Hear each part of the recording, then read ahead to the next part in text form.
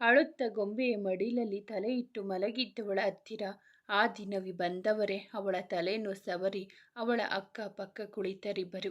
ಆರು ಅವರಿಬ್ಬರತ್ತ ಮಂದಹಾಸ ಬೀರಿ ಸುಮ್ಮನಾದಳು. ಗೊಂಬೆ, ನಿನಗೆ ಹೇಗೆ ಗೊತ್ತಾಯ್ತು ಪುಟ್ಟ ಆರುಗೆ ಮದುವೆಯಾಗಿರುವ ವಿಷಯ? ನಾವು ಅದನ್ನು ನಿನ್ನಿಂದ ಮುಚ್ಚಿಟ್ಟಿದ್ವಿ. ಆದರೂ ಸಹ ಇದನ್ನೆಲ್ಲ ಹೇಗೆ ಎಂದ ನವಿ ಮಾತಿಗೆ, ತುಂಬ ಯೋಚಿಸಬೇಡಿ ಅಣ್ಣ. ನೀವು ಸ್ವಲ್ಪ ದಿನಗಳ ಹಿಂದೆಯೇ ಸುಳಿವು ಕೊಟ್ಟಿದ್ರಿ. ಇಷ್ಟೊತ್ತಿಗೆ ಬೇರೆ ಯಾರಾದರೂ ಅವರ ಜಾಗದಲ್ಲಿ ಇದ್ದಿದ್ರೆ ದೂರ ಹೋಗ್ಬಿಡ್ತಿದ್ರು. ತಾನಾಯಿತು, ತನ್ನ ಸಂಸಾರ ಆಯಿತು ಅಂತ ಹೇಳಿದ್ರಿ. ಆ ಕ್ಷಣ ನನಗೆ ನಿಜಕ್ಕೂ ನಿನ್ನ ಮಾತಿನ ಒಳಾರ್ಥ ಗೊತ್ತಾಗಲಿಲ್ಲ. ಆದರೆ ಆರು ಇಲ್ಲಿಗೆ ಬಂದಾಗ್ಲಿಂದ ಅವಳ ಮುಖದಲ್ಲಿ ನಾನು ಸುಧಾರಿಸಿಕೊಳ್ಳುತ್ತಾ ಇದ್ದೀನಿ ಅನ್ನೋ ಸಂತೋಷಕ್ಕಿಂತ ಬೇರೇನೋ ಕಳೆದುಕೊಂಡ ದುಃಖವೇ ಹೆಚ್ಚಾಗಿ ಕಂಡಿತು. ನಾನು ಸುಮ್ಮನೆ ಇದ್ದಿದ್ದರಿಂದ ನೀವೆಲ್ಲ ನಾನಿನ್ನು ನಡೆದ ಘಟನೆಯಿಂದ ಹೊರಬಂದಿಲ್ಲ ಅಂತ ಕೊಂಡಿದ್ರಿ. ಅದು ಸ್ವಲ್ಪ ಮಟ್ಟಿಗಷ್ಟೇ ಸತ್ಯ. ಯಾಕಂದರೆ ನಾನು ಮಾಮನನ್ನು ಒಪ್ಪಿಕೊಂಡ ಮೇಲೆ ವಾಸ್ತವವನ್ನು ಅರಿತು ಬದುಕೋಕೆ ಪ್ರಯತ್ನ ಪಡ್ತಿದ್ದೆ. ಜೊತೆಗೆ ಆರುನ ಸೂಕ್ಷ್ಮವಾಗಿ ಗಮನಿಸೋಕೆ ಶುರು ಮಾಡಿದೆ. ಜೊತೆಗೆ ಆದಿಮಾಮ ನನ್ನ ಒಪ್ಪಿದ ರಾತ್ರಿ ಅಚಾನಕ್ಕಾಗಿ ಆರು ತಾಳಿ ನನ್ನ ಕಣ್ಣಿಗೆ ಬಿತ್ತು. ಬೆಳಗ್ಗೆಯಿಂದ ನಡೆದ ಘಟನೆ ಜೊತೆಗೆ ಅವಳ ಕತ್ತಲ್ಲಿದ್ದ ತಾಳಿ ನೋಡಿ ಒಂದಕ್ಕೊಂದು ತಾಳೆ ಹಾಕಿ ನೋಡಿದೆ. ಆವಾಗಲೇ ಗೊತ್ತಾಗಿದ್ದು, ಆರು ಗಂಡನನ್ನು ಬಿಟ್ಟು ಬಂದಿದ್ದಾಳೆ. ಅವಳ ಸತ್ವವಿಲ್ಲದ ಕಳಹೀನ ಮುಖವನ್ನು ನೋಡಿದಾಗ ಏನೋ ಆಗಿದೆ, ನೋಡೋಣ ಎಷ್ಟು ದಿನ ನನ್ನಿಂದ ಸತ್ಯ ಮುಚ್ಚಿರ್ತಾರೆ ಅಂತ ಸುಮ್ಮನಿದ್ದೆ. ಆದರೆ ನಾನು ಇವತ್ತೆಲ್ಲ ಇಷ್ಟೊಂದು ರಾದಂತ ಮಾಡಿದ ಮೇಲೂ ನೀವೆಲ್ಲ ಸುಮ್ಮನಿದ್ದಿದ್ದಕ್ಕೆ ಕೋಪ ಬಂತು. ಹಾಗಾಗಿ ನಾನು ಈ ವಿಷಯದ ಬಗ್ಗೆ ಮಾತನಾಡಿದೆ ಎಂದು ಮಾತು ಮುಗಿಸಿದವಳ ವೇಳೆಗೆ ಇಷ್ಟೊತ್ತು ಸುಮ್ಮನೆ ಮಲಗಿದ್ದ ಆರು ಮತ್ತೆ ರಾಗುನ ನೆನೆದು ಅತ್ತಳು ಗೊಂಬೆಯ ಮಡಿಲಲ್ಲೇ. ನೋಡು ಆರು, ಹತ್ತದ್ದು ಸಾಕು. ಈಗ ಆಗಿ ಹೋಗಿದ್ದನ್ನು ನೆನೆದು ಚಿಂತಿಸಿ ಫಲವಿಲ್ಲ. ಮಗು ಕಳೆದುಕೊಂಡು ನೋವು ಭಾವನಿಗೂ ಇರಬಹುದು ಅಲ್ವಾ? ಅಂದ ಹಾಗೆ ನೀನು ಯಾಕೆ ಭಾವನನ್ನು ಬಿಟ್ಟು ಬಂದೆ? ಅಂತಹದ್ದೇನಾಯಿತು ನಿನ್ನ ಜೀವನದಲ್ಲಿ? ಭಾವನಿಗೂ ನಿನಗೂ ಏನಾದರೂ ಜಗಳ ಆಯ್ತಾ? ಅಥವಾ ನನ್ನ ಕಾರಣಕ್ಕಾಗಿ ನೀನು ಇಲ್ಲಿಗೆ ಬಂದದ್ದ? ಭಾವ ಎಲ್ಲಿದ್ದಾರೆ, ಹೇಗಿದ್ದಾರೆ? ನಾನವರನ್ನು ನೋಡಬೇಕು. ಅವರ ಫೋಟೋ ಇದ್ದರೆ ತೋರಿಸು. ನಿನ್ನಂಥ ಮುದ್ದಾದ ಹುಡುಗಿಯನ್ನು ಬಿಟ್ಟು ಇದ್ದಾರಲ್ಲ, ಅವರ ಬುದ್ಧಿಗೆ ಏನನ್ನ ಬೇಕು ಎಂದು ಪಟಪಟನೆ ನುಡಿದವಳ ಮಾತಿಗೆ ಈಗ ಸತ್ಯ ನುಡಿದರೆ ಮತ್ತೇನು ರಾಧ ಅಂತ ಮಾಡುವಳ ಎಂಬ ಭಯದಿಂದ, ಪುಟ್ಟ, ಈಗ ಆ ವಿಷಯದ ಬಗ್ಗೆ ಮಾತು ಬೇಡ. ಮೊದಲು ಅವಳು ಸಮಾಧಾನ ಆಗಲಿ, ಆಮೇಲೆ ಇದರ ಬಗ್ಗೆ ಮಾತನಾಡೋಣ ಎಂದ ಆದಿ ಮಾತಿಗೆ ಸುಮ್ಮನಾದಳು. ಅವನಿಗೆ ಎದುರಾಡದೆ ನೇತ್ರ ಒಳಗೊಳಗೆ ಸಂತೋಷದಿಂದಿದ್ದರೂ ಆರು ರಾಗು ಒಂದಾಗಿದ್ದಲ್ಲದೆ ಆರು ಗರ್ಭಿಣಿಯಾಗಿದ್ದಳು ಎಂಬ ವಿಷಯವೇ ಅವಳನ್ನು ಚಿಂತೆಗೀಡು ಮಾಡಿತು. ಇವಳು ಅವರಿಂದ ದೂರವೇ ಇದ್ದರೂ ಅವರಿಬ್ಬರ ಚಲನವಲನಗಳನ್ನು ಗಮನಿಸುತ್ತಿದ್ದವಳಿಗೆ ಈ ವಿಷಯ ಹೊಸದಾಗಿತ್ತು. ಜೊತೆಗೆ ಮನೆಯಲ್ಲಿದ್ದು ನಡೆದ ಘಟನೆಯಿಂದ ಆರು ಇನ್ನೆಂದಿಗೂ ಇಲ್ಲಿ ಬರುವುದಕ್ಕೆ ಖಂಡಿತ ಒಪ್ಪಲಾರಳು ಎಂಬ ನಿಶ್ಚಿಂತೆಯಿಂದ ಮಲಗಿದ್ದಳು. ಈ ನಿದ್ರೆ ಅವಳ ಪಾಲಿಗೆ ನೆಮ್ಮದಿಯ ನಿದ್ರೆಯಾಗಿತ್ತು ಎಂದರೆ ತಪ್ಪಾಗುವುದಿಲ್ಲವೇನೋ. ರಾಘುನನ್ನು ಪಡೆಯುವ ಆಸೆ ಇಂದಿಗೂ ಅವಳ ಮನದಲ್ಲಿ ಇತ್ತು. ನೇತ್ರ ಅತ್ತ ಹೋದತ್ತಲೇ ರಾಘು ಯೋಚನೆಗೆ ಬಿದ್ದನು. ಆರುನ ಮತ್ತೆ ಮನೆಗೆ ಕರೆತರುವುದು ಹೇಗೆಂದು. ಅವಳು ನನ್ನನ್ನು ಒಪ್ಪಿಕೊಳ್ಳುವುದಿಲ್ಲ, ಆದರೆ ನನ್ನನ್ನು ಬಹಳ ಪ್ರೀತಿಸುತ್ತಾಳೆ ಎಂಬುದಷ್ಟೇ ಗೊತ್ತು. ಏಕಾಏಕಿ ನನ್ನ ಜೊತೆ ಬರಲು ಅವಳು ಒಪ್ಪದಿದ್ದರೂ ಕಾಡಿಬೇಡಿ, ಆದರೂ ಸರಿ, ಅವಳು ನನ್ನ ಜೊತೆ ಬರುವಂತೆ ಮಾಡಬೇಕು.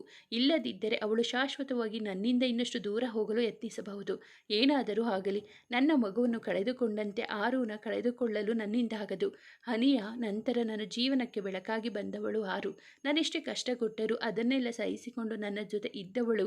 ನನ್ನ ಮತ್ತು ಹನಿಯ ಬಗ್ಗೆ ತಿಳಿದು ಸಹ ನನಗೆ ಮೊಗೆ ಮೊಗೆದು ಪ್ರೀತಿಯನ್ನು ಉಣಬಡಿಸಿದವಳು ನನ್ನ ಅಂದಿನ ಪರಿಸ್ಥಿತಿಯನ್ನು ಅರ್ಥ ಮಾಡಿಕೊಳ್ಳುವುದಿಲ್ಲವ? ಖಂಡಿತ ಪ್ರಯತ್ನ ಪಡ್ತಾಳೆ. ಆದರೆ ನಾನು ಇಲ್ಲಿ ಕುಳಿತು ಯೋಚಿಸುವ ಬದಲು ಅವಳ ಮನವೊಲಿಸುವ ಪ್ರಯತ್ನವನ್ನು ಅಲ್ಲಿ ಹೋಗಿ ಮಾಡಬೇಕಷ್ಟೆ ಎಂದವ ನಾಳೆ ಆರುನ ಮೀಟ್ ಮಾಡಬೇಕೆಂದುಕೊಂಡನು. ಮನೆಯಲ್ಲಿ ನಡೆದ ಅಷ್ಟು ಘಟನೆಯನ್ನು ನವಿಗೆ ಫೋನ್ ಮೂಲಕ ಹೇಳಿದನು. ಈಗಲಾದರೂ ಆರು ಮನಸ್ಸನ್ನು ಬದಲಾಯಿಸಿ ಅವಳನ್ನು ನಿಮ್ಮ ಜೀವನಕ್ಕೆ ಆದಷ್ಟು ಬೇಗ ಬರಮಾಡಿಕೊಳ್ಳಿ. ಇನ್ನು ಎಷ್ಟು ದಿನ ಅಂತ ಹೀಗೆ ಯೋಚನೆ ಮಾಡುತ್ತೀರಿ? ಮುಂದೆ ಏನು ಮಾಡೋದು, ಆರುನ ಹೇಗೆ ಒಪ್ಪಿಸೋದು ಎನ್ನುತ್ತಾ ಅಲ್ಲಿಯೇ ಕುಳಿತು ಯೋಚಿಸುತ್ತಾ ಕಾಲಹರಣ ಮಾಡುವ ಬದಲಿಗೆ ಅವಳ ಮನವೊಲಿಸಿಕೊಳ್ಳಲು ಏನೇನು ಮಾಡಬಹುದು ಅಂತ ಆಲೋಚಿಸಿ. ನನಗೆ ಏನು ಮಾಡಬೇಕೆಂಬುದು ತೋಚುತ್ತಿಲ್ಲ ನವೀನ್. ಅವಳ ಮುಂದೆ ಬರೋದಕ್ಕೆ ಭಯ ಆಗ್ತಿದೆ. ಕಣ್ಣಿಗೆ ಕಾಣಿಸಿಕೊಳ್ಳಬೇಡಿ, ಕಾಣಿಸಿಕೊಂಡರೆ ಏನಾದರೂ ಮಾಡಿಕೊಳ್ಳುತ್ತೇನೆ ಅಂತ ಬೇರೆ ಹೇಳಿದ್ದಾಳೆ. ಹೇಳಿದಂತೆ ಮಾಡಿಬಿಟ್ಟರೆ ಅನ್ನುವ ಭಯ ಬೇರೆ ಎಂದವನು ಮನದಲ್ಲಿ ಆತಂಕವೇ ತುಂಬಿತ್ತು. ಹೀಗೆ ಭಯಪಟ್ಟು ಕುಳಿತರೆ ಆಗಲ್ಲ ರಾಘು. ಈಗ ಗೊಂಬೆ ಆದಿನ ಸಂಪೂರ್ಣವಾಗಿ ಒಪ್ಪಿಕೊಂಡಿದ್ದಾಳೆ. ಜೊತೆಗೆ ಆರು ಮದುವೆ ಬಗ್ಗೆಯೂ ತಿಳಿದಿದೆ. ಎಲ್ಲ ಸರಿ ಹೋಗ್ತಿದೆ ಅಂದ ಮೇಲೆ ನಮ್ಮ ಪಾಲಿಗೆ ಇದ್ದ ಕೆಟ್ಟ ದಿನಗಳು ದೂರಾಗಿದೆ ಅಂತ ಅರ್ಥ. ಇನ್ನೊಬ್ಬ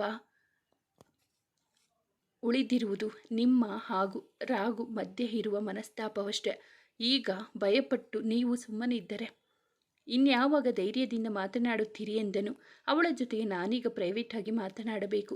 ತುಂಬ ವಿಷಯಗಳಿವೆ ಮಾತನಾಡುವುದಕ್ಕೆ. ಸಾಧ್ಯವಾದರೆ ಅವಳನ್ನು ಎಲ್ಲಾದರೂ ಹೊರಗೆ ಕರೆದುಕೊಂಡು ಬನ್ನಿ, ಪ್ರಶಾಂತವಾಗಿರುವ ಜಾಗಕ್ಕೆ. ಮನೆಯಲ್ಲಿ ಆಗಿರೋ ಘಟನೆಗಳಿಂದ ಈಗ ಎಲ್ಲರ ಮನಸ್ಸು ಜರ್ಜರಿತವಾಗಿರುತ್ತೆ.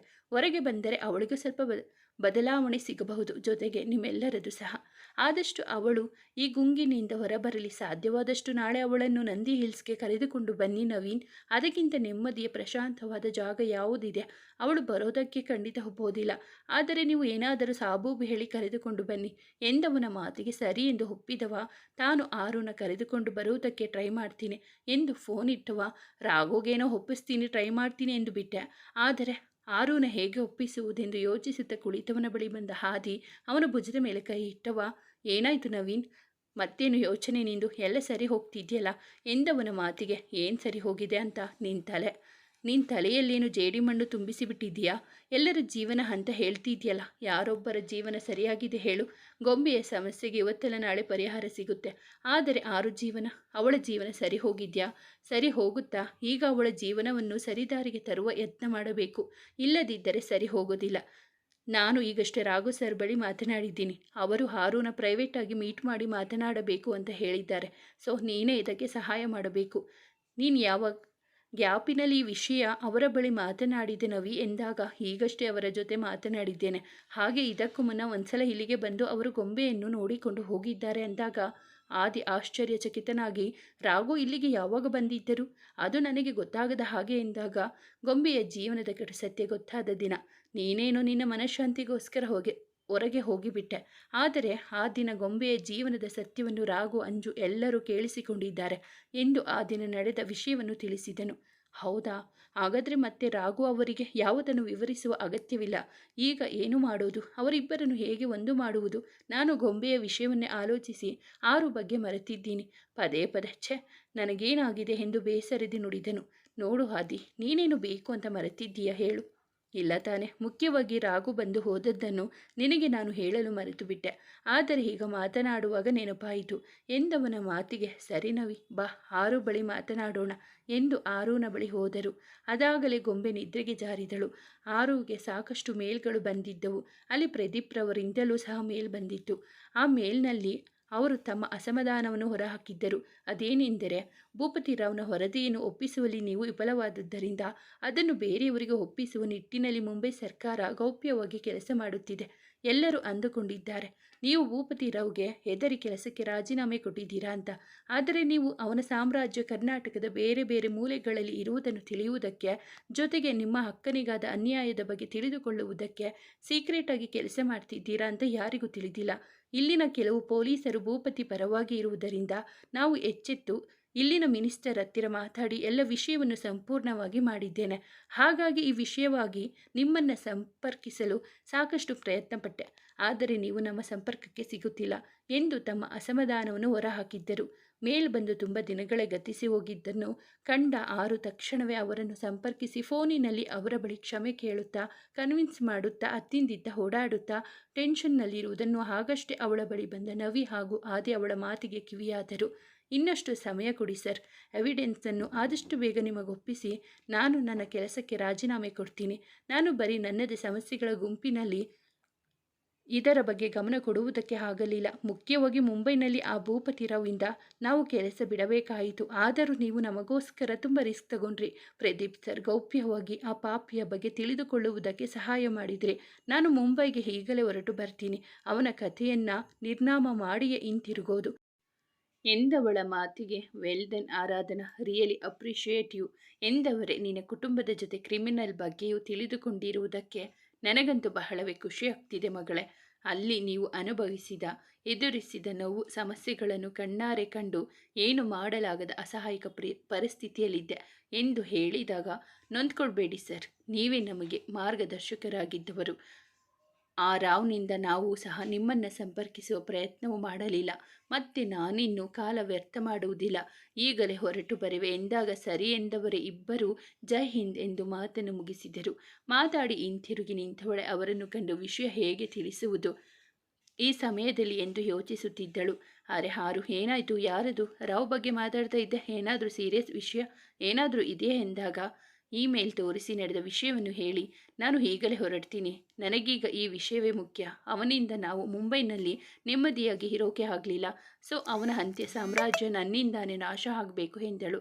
ನೋಡು ಹಾರು, ನೀನೊಬ್ಬಳೇ ಹೋಗೋದು ಸರಿ ಇರಲ್ಲ. ನಿನ್ನ ಜೊತೆ ನಾನು ಬರ್ತೀನಿ ಅಂದ ಆದಿ. ಮಾತಿಗೆ ಬೇಡ ಆದಿ, ಆರು ಜೊತೆ ನಾನು ಹೊರಡ್ತೀನಿ. ನೀನು ಗೊಂಬೆ ಜೊತೆ ಇರು, ಅವಳ ಜೊತೆ ಟೈಮ್ ಸ್ಪೆಂಡ್ ಮಾಡು. ಭೂಪತಿ ಮಗನಿಂದ ನಾನು ನನ್ನ ತಂಗಿ ಮೈತ್ರಿನ ಕಳೆದುಕೊಂಡಿದ್ದೀನಿ. ಅನಾಥನಾಗಿ ಬದುಕು ಹಾಗೆ ಮಾಡಿಬಿಟ್ಟ. ಅವನು ನನ್ನ ಕೈಯಿಂದಾನೇ ಸಾಯೋದು. ಅವನನ್ನು ಅವನತಿ ಮಾಡಿಯೇ ತೀರುತ್ತೇನೆ, ಇಲ್ಲದಿದ್ದರೆ ಅಲ್ಲಿಯೇ ಮಡಿಯುತ್ತೇನೆ ಎಂದವ ಹನಿಗೀಡಾದ. ನವೀನ್ ಪ್ಲೀಸ್, ಅದನ್ನು ನೆನೆದು ಹಳಬೇಡ. ಆ ದೇವರು ಆ ತಂಗಿನ ಕಿತ್ತುಕೊಂಡು ನಿನಗೆ ಈಗ ಇಬ್ಬರು ತಂಗಿನ ಕೊಟ್ಟಿಲ್ವಾ?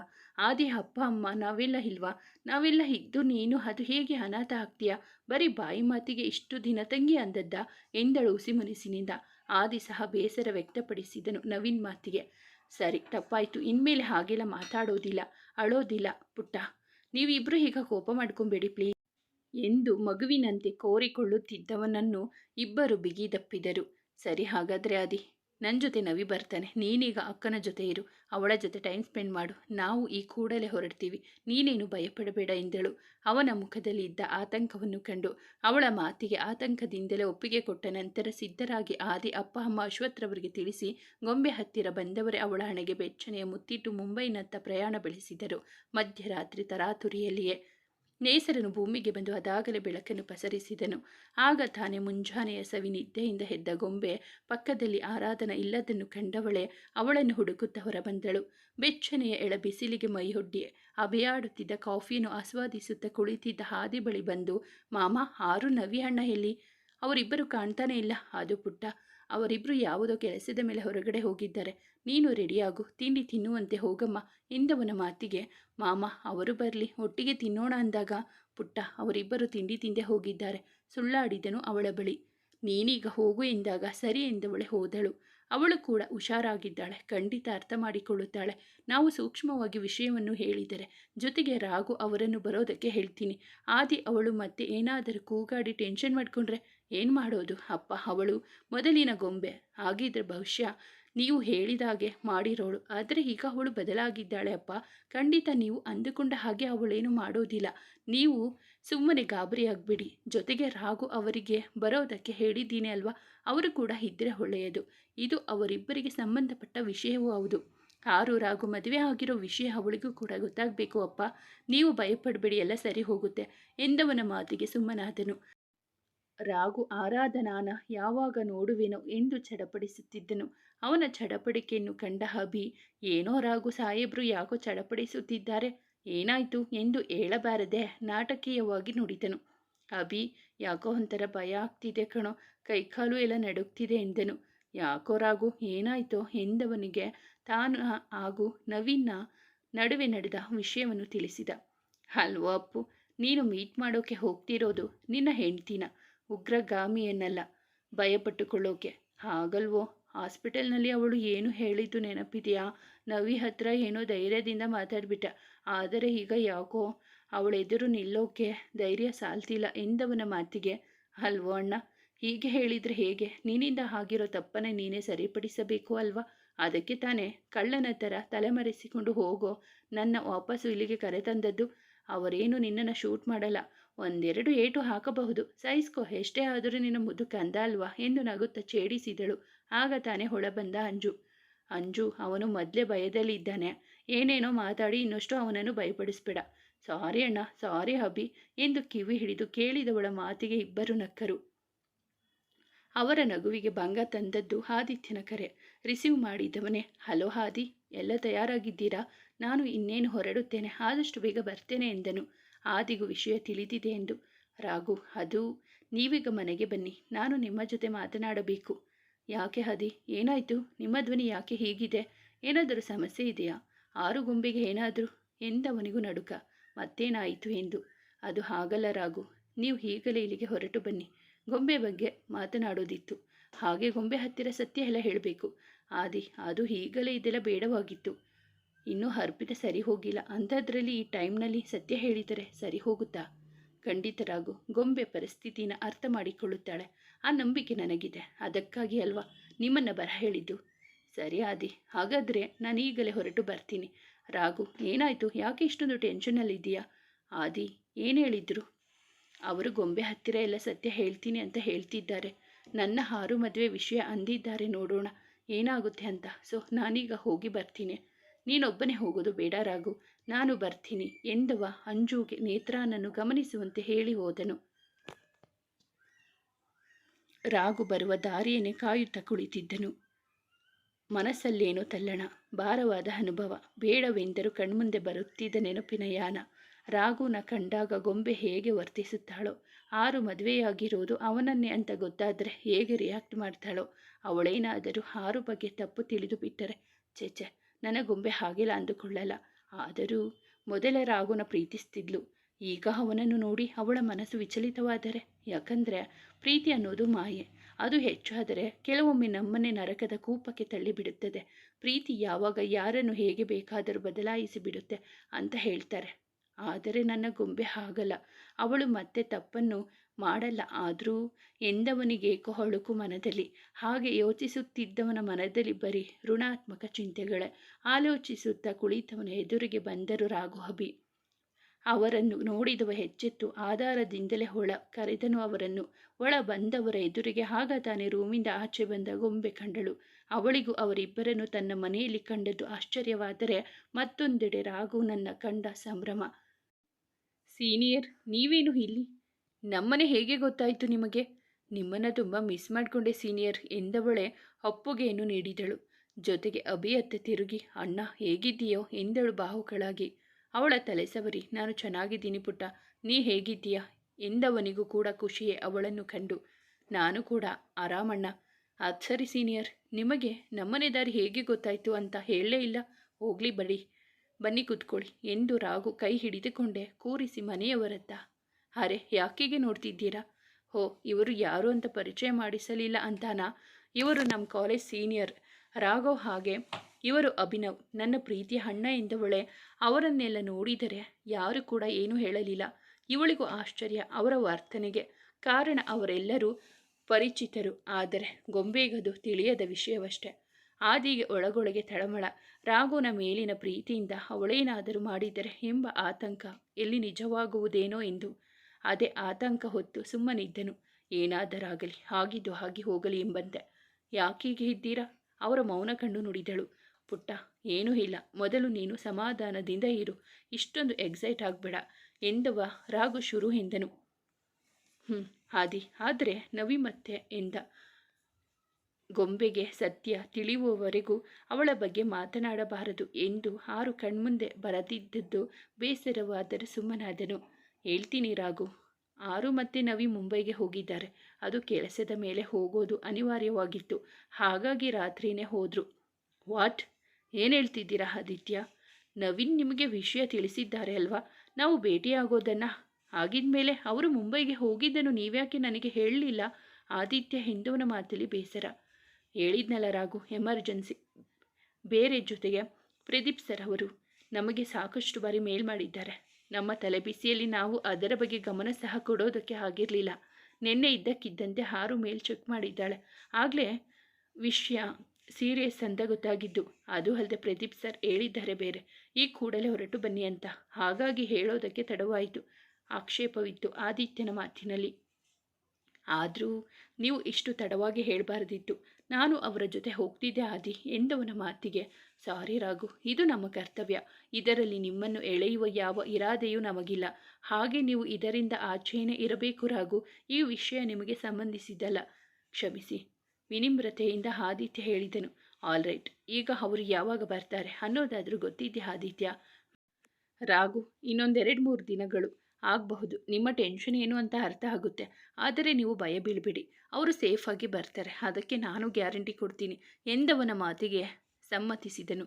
ಇಷ್ಟೊತ್ತು ಅವರಿಬ್ಬರ ಮಾತನ್ನು ಕೇಳುತ್ತಿದ್ದ ಗೊಂಬೆಗೆ ಗೊಂದಲ ಜೊತೆಗೆ ಏನೋ ಅನುಮಾನ, ಆಶ್ಚರ್ಯ.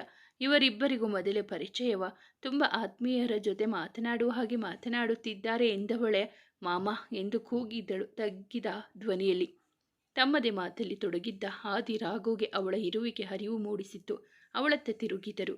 ಮಾಮ, ಇವರು ನಿನಗೆ ಗೊತ್ತಾ? ಗೊಂದಲ ಭರಿತವಾಗಿಯೇ ಕೇಳಿದಳು. ಗೊಂಬೆ, ಗೊತ್ತು, ಅಷ್ಟೇ ಅಲ್ಲ, ಇವರು ನಿನಗೆ ಭಾವ ಆಗಬೇಕು ಎಂದವನ ಮಾತು ಅವಳಿಗೆ ಅರ್ಥವಾಗಲು ನಿಮಿಷಗಳೇ ಬೇಕಾಯಿತು. ನವಿ ಆರು ಅದಾಗಲೇ ನಸುಕಿನ ಜಾವದಲ್ಲಿಯೇ ಮುಂಬೈಯನ್ನು ಸೇರಿದ್ದರು. ಯಾರಿಗೂ ತಿಳಿಯದಂತೆ ಗುಟ್ಟಾಗಿ ಪ್ರದೀಪ್ ಅವರನ್ನು ಭೇಟಿಯಾದರು. ಪ್ರದೀಪ್ನ ಎದುರು ಬಂದವರೇ ಸಲ್ಯೂಟ್ ಮಾಡಿ ಜೈ ಹಿಂದ್ ಎಂದರು. ಅವರು ಸಹ ಪ್ರತಿಯಾಗಿ ಜೈ ಹಿಂದ್ ಎಂದು ವಿಶ್ ಮಾಡಿ ಪ್ರಯಾಣ ಹೇಗಿತ್ತು ಮಕ್ಕಳೇ ಎಂದವರೇ ಅವರಿಬ್ಬರನ್ನು ತಬ್ಬಿದರು. ಚೆನ್ನಾಗಿತ್ತು ಸರ್. ಸರಿ ಬನ್ನಿ ಹೊರಡೋಣ, ಆದಷ್ಟು ಬೇಗ CM ಅವರನ್ನು ಭೇಟಿಯಾಗಬೇಕು ಎಂದು ತೀರ್ಮಾನಿಸಿ ಹೊರಟರು. ಅವರೆದುರು ಬಂದವರೇ ಭೂಪತಿಯ ಬಗ್ಗೆ ಸ್ಟಡಿ ಮಾಡಿದ ಫೈಲನ್ನು ಅವರ ಕೈಗಿಟ್ಟರು. ನವಿ ಹನಿಯ ಬಗ್ಗೆ ತಿಳಿದುಕೊಳ್ಳುವುದರ ಜೊತೆಗೆ ಭೂಪತಿಯ ಬಗ್ಗೆ ಮಾಹಿತಿಯನ್ನು ಕಲೆ ಹಾಕಿದ್ದನು. ಹಾಗೆ ರಾವ್ ಗೊಂಬೆಯನ್ನು ಮುಂದಿಟ್ಟುಕೊಂಡು ಮುಂಬೈಯಲ್ಲಿರುವಾಗಲೇ ಅವರು ಸ್ಟಡಿ ಮಾಡಿದ ಫೈಲನ್ನು ಕಿತ್ತುಕೊಂಡಿದ್ದಲ್ಲದೆ ಅವರ ಮೇಲೆ ದಾಳಿ ಮಾಡಿ ಅವರಿದ್ದ ಮನೆಯನ್ನು ಬೂದಿ ಮಾಡಿದ್ದನು. ಅದರ ನಂತರವೇ ಅವರು ಸಾಕ್ಷ್ಯಾಧಾರಗಳಿಲ್ಲದೆ ದಿಕ್ಕು ತೋಚದಂತಾಗಿ ಮುಂಬೈನ ಬಿಟ್ಟು ಬಂದದ್ದು ಪ್ರಕಾರ ಅವರೆಲ್ಲರೂ ಪೊಲೀಸ್ ಕೆಲಸಕ್ಕೆ ರಾಜೀನಾಮೆ ನೀಡಿದ್ದಾರೆಂದುಕೊಂಡಿದ್ದನು. ಆದರೆ ಅವರೆಲ್ಲರೂ ಗುಟ್ಟಾಗಿ ಕೆಲಸ ಮಾಡುತ್ತಿದ್ದಾರೆಂದು, ಅದಕ್ಕೆ ಕಮಿಷನರ್ ಹಾಗೂ ಅಲ್ಲಿನ CM ರವರ ಸಹಕಾರವಿದೆ ಎಂದು ಅವನಿಗೂ ತಿಳಿಯದ ವಿಷಯ. ಭೂಪತಿಯ ಬಗ್ಗೆ ತಿಳಿದವರೇ ಅವನನ್ನು ಬಂಧಿಸಿ, ಇಲ್ಲದಿದ್ದರೆ ಇಂತಹ ಹುಳುಗಳನ್ನು ಹೊಸಕು ಹಾಕಬೇಕು, ಇಲ್ಲದಿದ್ದರೆ ನಮ್ಮ ದೇಶವನ್ನು ನಾಶ ಮಾಡಿಬಿಡುತ್ತಾರೆ ಎಂದರು ಪ್ರದೀಪ್ ರವರು. ಇದೇ ನಿರೀಕ್ಷೆಯಲ್ಲಿದ್ದ ಆರು, ಹೌದು ಸರ್, ಅವನನ್ನು ಹೀಗೆ ಬಿಟ್ಟರೆ ಖಂಡಿತ ಯಾರಿಗೂ ಉಳಿಗಾಲವಿಲ್ಲ. ಎಲ್ಲರೂ ಅವನನ್ನು ಪ್ರಭಾವಿ ವ್ಯಕ್ತಿ, ಜನನಾಯಕ, ಸೇವಾ ಬಂಧು ಎಂದು ಭಾವಿಸಿದ್ದಾರೆ. ಆದರೆ ಅವನು ಒಬ್ಬ ದೇಶದ್ರೋಹಿ, ಡ್ರಗ್ಸ್ ಪೆಡ್ಲರ್, ಹೆಣ್ಣು ಮಕ್ಕಳನ್ನು ಹೊರದೇಶಗಳಿಗೆ ಸಾಗಿಸ್ತಿರೋ ನೀಚ ಎಂದು ಜನಗಳಿಗೆಲ್ಲ ಗೊತ್ತಾಗೋ ಹಾಗೆ ಮಾಡಬೇಕು ಸರ್. ಅದೇ ನನ್ನ ಧ್ಯೇಯ. ನಿಮ್ಮ ಸಂಪೂರ್ಣ ಸಹಕಾರ ಬೇಕು ನಮಗೆ ಎಂದವಳ ಮಾತಿಗೆ ಖಂಡಿತ ನವೀನ್, ಆರಾಧನವರೇ, ನಮ್ಮ ಸಪೋರ್ಟ್ ನಿಮಗೆ ಯಾವಾಗಲೂ ಇದ್ದೇ ಇರುತ್ತೆ. Thank you sir. ನಾವು ಆ ರಾವ್ ನಮ್ಮ ಅಕ್ಕನನ್ನು ಮುಂದಿಟ್ಟುಕೊಂಡು ಬೆದರಿಕೆ ಹಾಕಿದಾಗ ಯಾವುದು ಬೇಡ, ಈ ಕೆಲಸನೇ ಬೇಡ ಅಂತ ಹೊರಟು ಹೋಗಿದ್ವಿ. ಆದರೆ ನೀವು ನಮಗೆ ಸೀಕ್ರೆಟಾಗಿ ಆದರೂ ಕೆಲಸ ಮಾಡಿ ರಾವ್ ವಿರುದ್ಧ ಅಂತ ಹೇಳಿದ್ರಿ. ನಿಮ್ಮ ನಂಬಿಕೆಯನ್ನು ಉಳಿಸಿಕೊಳ್ಳೋದ್ರಲ್ಲಿ ತಡ ಮಾಡಿಬಿಟ್ವಿ, ಕ್ಷಮೆ ಇರಲಿ. ಹಾಗೆಲ್ಲ ಹೇಳಬೇಡಿ ಆರಾಧನಾ. ನೀವು ಕಡಿಮೆ ಸಮಯದಲ್ಲಿ ಇಲ್ಲಿದ್ದು ನಮ್ಮೆಲ್ಲರ ವಿಶ್ವಾಸ ಗಳಿಸಿದ್ರೆ ನಿಮ್ಮಂಥ ನಿಷ್ಠಾವಂತ ಆಫೀಸರ್ನ ಆ ಸಮಯದಲ್ಲಿ ಕಾಪಾಡಿಕೊಳ್ಳಲಿಲ್ಲ ಎಂಬ ಬೇಸರ ನನಗೂ ಇದೆ. ನಾವೇ ನಿಮ್ಮ ಹತ್ತಿರ ಕ್ಷಮೆ ಕೇಳಬೇಕು. ದಯವಿಟ್ಟು ಹಾಗೆಲ್ಲ ಹೇಳಬೇಡಿ ಸರ್, ನಾವೇನು ಹೊರಡ್ತೇವೆ, ಜೈ ಹಿಂದ್ ಅಂತ ಅವರು ಹೊರಟ ಕೂಡಲೇ ಇತ್ತ ರಾವ್ನ ಚೇಲ ಒಬ್ಬ ನಡೆದ ವಿಷಯವನ್ನು ಜಾಜು ತಪ್ಪದೆ ತಿಳಿಸಲು ಸತತವಾಗಿ ಫೋನ್ ಮಾಡುತ್ತಿದ್ದರೆ ಇವನು ಸಂಪರ್ಕಕ್ಕೆ ಸಿಗುತ್ತಿರಲಿಲ್ಲ. ಬಹುಶಃ ಅವನ ಆಹುತಿ ಆಗುತ್ತಿದ್ದರಿಂದಲೋ ಏನೋ ಯಾವ ಸಂಗತಿಗಳು ಅವನಿಗೆ ತಲುಪಲಿಲ್ಲ. ಏನು ಹೇಳ್ತಿದ್ಯಾ ಹಾದಿ ಎಂದಳು ಕಣ್ಣರಳಿಸಿ. ಭಾವನ, ನಿನ್ನ ಮಾತಿನ ಅರ್ಥ ಏನು? ಈಗಲೂ ಅವನ ಮಾತಿನ ಅರ್ಥ ತಿಳಿಯಲಿಲ್ಲ ಅವಳಿಗೆ. ಹೌದು, ಬಾ ಇಲ್ಲಿ ಕೂತ್ಕೋ ಎಂದವ ಸೋಫಾ ಮೇಲೆ ಅವಳನ್ನು ಕೂರಿಸಿ, ಪುಟ್ಟ ನೀನು ನನ್ನ ನಂಬ್ತೀಯ ಅಲ್ವಾ? ಮಾಮ, ಯಾಕೆ ಈ ಥರ ಮಾತಾಡ್ತಿದ್ದೀಯಾ? ಈಗ ನಾನು ನಿನ್ನನ್ನು ನಂಬದೆ ಇನ್ಯಾರನ್ನ ನಂಬಲಿ ಹೇಳು? ಪುಟ್ಟ, ನಾನು ಈಗ ಹೇಳುವ ವಿಷಯ ಕೇಳಿ ಕೂಗಾಡಬಾರದು, ತಾಳ್ಮೆಯಿಂದ ಕೇಳಬೇಕು, ಸರಿನಾ? ಅವಳ ಕೈಯೊಳಗೆ ಕೈ ಬೆಸೆದು ನುಡಿದನು. ಸರಿ, ತಾಳ್ಮೆಯಿಂದಲೇ ಕೇಳ್ತೀನಿ. ಆದರೆ ಮೊದಲು ನಾ ಕೇಳೋ ಪ್ರಶ್ನೆಗೆ ಸರಿಯಾಗಿ ಉತ್ತರ ಕೊಡಬೇಕು, ಓಕೆನಾ? ಸರಿ ಪುಟ್ಟ, ಕೇಳು, ಹೇಳ್ತೀನಿ ಎಂದು ತುಸು ಭಯದಿಂದಲೇ. ಇವರಿಬ್ಬರು ನಿನಗೆ ಗೊತ್ತಾ? ಯಾವಾಗಿನಿಂದ ಗೊತ್ತು? ಮತ್ತೆ ಹೇಗೆ ಪರಿಚಯ? ಪುಟ್ಟ, ಈಗ ಅದೇ ವಿಷಯಕ್ಕೆ ಬರ್ತಿದ್ದೀನಿ. ಈಗ ನಾನು ಹೇಳೋ ವಿಷಯ ಕೇಳಿ ನಿನಗೆ ಟೆನ್ಸ್ ಆಗಬಾರ್ದು, ಸರಿನಾ? ಹಾಗಂತ ಭಾಷೆ ಕೊಡು. ಮಾಮ, ಮೊದಲು ವಿಷಯ ಹೇಳು, ಆಮೇಲೆ ಮುಂದಿನ ಮಾತು. ಈಗ ಅವಳ ಬಳಿ ಹೇಗೆ ಕೇಳುವುದು ಬಿಟ್ಟು ಸತ್ಯವನ್ನು ಹೇಳುವುದೇ ಹೊಳಿತೆಂದು ಅರಿತವ ನಿಟ್ಟುಸಿರು ಬಿಟ್ಟು ಸತ್ಯ ಹೇಳಲು ಶುರು ಮಾಡಿದನು. ಗೊಂಬೆಯ ಮೇಲೆ ದೈಹಿಕ ಹಲ್ಲೆ ಆದ ನಂತರ ಪರಿಸ್ಥಿತಿ ತೀರಾ ಬಿಗಡಾಯಿಸಿದ್ದು, ಅತ್ತೆ ಸಾವಾಗಿದ್ದು, ನಿನ್ನ ಮೇಲಾದ ಆಘಾತದ ವಿಷಯವಾಗಿ ಪೊಲೀಸ್ಗೆ ದೂರು ಕೊಟ್ಟದ್ದು, ಸಾಕ್ಷ್ಯಾಧಾರಗಳಿಲ್ಲದೆ ಕೇಸನ್ನು ಖುಲಾಸೆಗೊಳಿಸಿದ್ದು, ನಂತರದಲ್ಲಿ ಮನೆಯವರು ನಿರ್ಧರಿಸಿದಂತೆ ವಾತಾವರಣ ಬದಲಾದರೆ ನಿನ್ನಲ್ಲಿಯೂ ಏನಾದರೂ ಬದಲಾವಣೆಯಾಗಬಹುದು, ನೀನು ಹುಷಾರಾಗಬಹುದು ಎಂದು ಮುಂಬೈಗೆ ಹೋಗಿದ್ದು ಎಂದು ಶುರು ಮಾಡಿದವ ಅಲ್ಲಿ ನಡೆದ ವಿಷಯವನ್ನೆಲ್ಲ ತಿಳಿಸಿದ. ಜೊತೆಗೆ ನಿನ್ನ ಸಲುವಾಗಿ ಕೆಲಸ ಬಿಟ್ಟದ್ದು, ಜೊತೆಗೆ ನೀನು ಬರೆದ ಡೈರಿಯಲ್ಲಿ ಇದ್ದ ವಿಷಯಗಳನ್ನು ತಿಳಿದುಕೊಂಡು ನಿನಗೆ ನ್ಯಾಯ ಒದಗಿಸಲು ನಿನ್ನ ಸಲುವಾಗಿಯೇ ನಾವು ಪುನಃ ಇಲ್ಲಿಗೆ ಬಂದದ್ದು. ಆ ರಾವ್ ಒಬ್ಬ ನಿನ್ನನ್ನು ಮುಂದಿಟ್ಟುಕೊಂಡು ಎದುರಿಸಲಿಲ್ಲ ಅಂದರು. ಅಲ್ಲಿ ನಮ್ಮ ಕರ್ತವ್ಯಗಳನ್ನು ಮುಗಿಸಿ ಮತ್ತೆ ಊರಿಗೆ ವಾಪಸ್ ಬಂದು ಹೇಗಾದರೂ ಮಾಡಿ ನಿನಗಾಗಿರೋ ಅನ್ಯಾಯಕ್ಕೆ ನ್ಯಾಯ ಒದಗಿಸಬೇಕಂತ ಇದ್ವಿ. ಆದರೆ ಅಷ್ಟರಲ್ಲಿ ಆತ ರಾವ್ ಮಾಡಿದ ಅವಾಂತರದಿಂದ ನಾವು ಇಲ್ಲಿಗೆ ಬರಬೇಕಾಯಿತು. ಇಲ್ಲಿಗೆ ಬಂದ ಮೇಲೆ ನಾವು ಖಂಡಿತ ಸುಮ್ಮನೆ ಕೂರಲಿಲ್ಲ. ನಿನ್ನ ಡೈರಿ ಓದಿ ನಿನಗೆ ಮೋಸ ಮಾಡಿದ್ದು, ನಿನಗೆ ಆ ರೀತಿ ಆಗೋದಕ್ಕೆ ರಾಘುನೇ ಕಾರಣ ಇರಬೇಕು ಅಂದುಕೊಂಡು ರಾಘು ಮೇಲೆ ಸೇಡು ತೀರಿಸಿಕೊಳ್ಳೋದಕ್ಕೆ ಹೊಂಚು ಹಾಕಿ ಅವರ ಬಳಿ ಕೆಲಸಕ್ಕೆ ಸೇರಿದ್ವಿ. ಆಮೇಲೆ ಎಂದಾಗ ನೇತ್ರ ಮದುವೆ ರಾಘು ಜೊತೆ ನಿಶ್ಚಯವಾದದ್ದು, ಅದನ್ನು ತಪ್ಪಿಸಲು ಪ್ರಯತ್ನಿಸಿದ್ದು, ಆ ಭರದಲ್ಲಿ ಅಚಾನಕ್ಕಾಗಿ ರಾಘು ಆರು ಮದುವೆ ಆದುದನ್ನು ಹೇಳಿಬಿಟ್ಟನು. ನಿನ್ನ ಒಂದು ತಪ್ಪು ಕಲ್ಪನೆಯಿಂದ ಇಷ್ಟೆಲ್ಲ ಆಯಿತು. ಇದರಿಂದ ನಮ್ಮೆಲ್ಲರ ಜೀವನ ಬದಲಾಗಿ ಹೋಯಿತು. ಅವನಾಡಿದ ಮಾತು ಕೇಳಿ ಕೂತಲ್ಲಿಯೇ ತಟಸ್ಥಳಾಗಿ ಬಿಟ್ಟಳು. ಕಣ್ಣಿಂದ ನೀರು ಕೆಳಜಾರುತ್ತಿತ್ತು. ಅವಳ ಕಣ್ಣಿಂದ ಉರುಳಿದ ಹನಿಯು ಅವನೆದೆಗೆ ಸಲಾಖೆಯಿಂದ ಚುಚ್ಚಿದಂತಾಗುತ್ತಿತ್ತು. ಪುಟ್ಟ ಪ್ಲೀಸ್ ಅಳ್ಬೇಡ್ವೆ ಎಂದವನ ಮಾತಿಗೆ ಕೈ ಅಡ್ಡ ಹಿಡಿದವಳೆ ರೂಮ್ ಒಳಗೆ ಓಡಿ ಹೋಗಿ ಕದವಿಕ್ಕಿ ಕೂತಳು. ಅವಳ ಈ ಚರ್ಯೆಗೆ ಬೆದರಿದ್ದರೆಲ್ಲರೂ. ಆದಿ ಇನ್ನಷ್ಟು ಹೆದರಿ ಅಲ್ಲಿಂದ ಧಾವಿಸಿ, ಪುಟ್ಟ ಪ್ಲೀಸ್ ಬಾಗಿಲು ತೆಗೆಯೇ, ಆತುರಪಟ್ಟು ತಪ್ಪು ನಿರ್ಧಾರ ತಗೋಬೇಡ್ವೆ. ನಿನ್ನ ಮತ್ತೆ ಕಳ್ಕೊಂಡ್ರೆ ನಾನು ಏನಾಗ್ತೀನೋ ಗೊತ್ತಿಲ್ಲ. ನಿನ್ನ ಕಾಲು ಮುಗಿತೀನಿ, ಬಾಗಿಲು ತೆಗಿ ಪ್ಲೀಸ್ ಕಣೆ ಎಂದನು. ಅಭಿರಾಗೂ ಸಹ ಅರ್ಪಿತ ಪ್ಲೀಸ್ ಬಾಗಿಲು ತೆಗಿಯಮ್ಮ ಎಂದು ಬಾಗಿಲು ಬಡಿಯುತ್ತಿದ್ದರು. ದಯವಿಟ್ಟು ನನ್ನ ಒಂಟಿಯಾಗಿರೋದಕ್ಕೆ ಬಿಟ್ಟು ಬಿಡಿ. ಆದಿ ನೀನೇನು ಎದುರುಬೇಡ, ನನಗೂ ಇದನ್ನೆಲ್ಲ ಅರಗಿಸಿಕೊಳ್ಳೋಕೆ ಟೈಮ್ ಬೇಕು ಎಂದಳು.